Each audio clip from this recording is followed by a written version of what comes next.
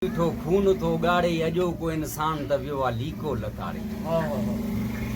रुगो बम बंदूकूं ऐं खंजर ॾिसां थो, आबाद ज़मीनूं से अॼु बंजर ॾिसां थो, आहे खून रेज़ी रत जा समंदर ॾिसां थो, मस्जिदनि में बम सुकूननि में मंदर ॾिसां थो, चंद पैसनि ख़ातिर इंसान बणियो हैवान आहे, कोई बि चवी थो त ही पाकिस्तान आहे, असेंबलियुनि में कूड़नि जा थरथला त ॾिस, हुकुमराननि जा कूड़ा ॾटा ऐं वलवला त ॾिस, ॾाढे खां कई कोन कंहिं का पुछाड़े, अॼो को इंसान त वियो आहे लीको। चवंदो होली किथे आ, मुस्लमान खां पुछ चवंदो गोली किथे आ, सिंधी स्कूलनि में ट्यूशन सिंधी ॿोली किथे आ, न्याणियूं निकितियूं बेपर्दे अॼु चोली किथे आ, घर घर में डिश ऐं केबल थी ड्रोड़े, छॾियोसीं असां पंहिंजो पितो ना सबोड़े, न वॾनि जी इज़त आ न नंढनि में नज़ाकत, कामोरनि मां कॾहिं खां हली वई अदालत, वेरी वाव घुलियो मारुनि जा झूपा थो साड़े, अॼो को इंसान त वियो आहे लीको लताड़े।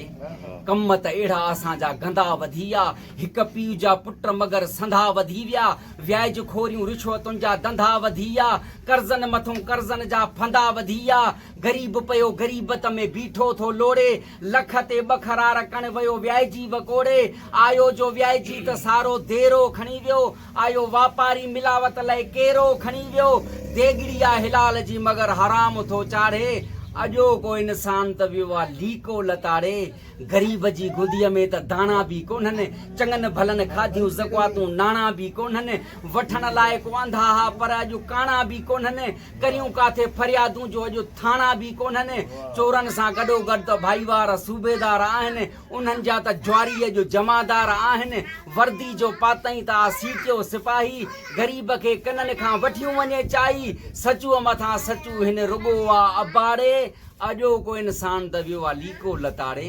चमी रियाज़ छा थो कंहिंजो तोॾे कन्ना, मगर सच चवण लाइ खयो पहवर सुखुन्ना, घणो राज़ मोहिजे त अंदर में दफ़न्ना, ही कलम मोहिंजो मूल दौलत ऐं धन्ना, चवंदुसि बोल सच जा कुॾी यार काहे, भली केरु मूंखे पोइ चाहे न चाहे, मां चंड जा सूरज कंहिं माह जो हां, मां आज़ाद पंछी कंहिं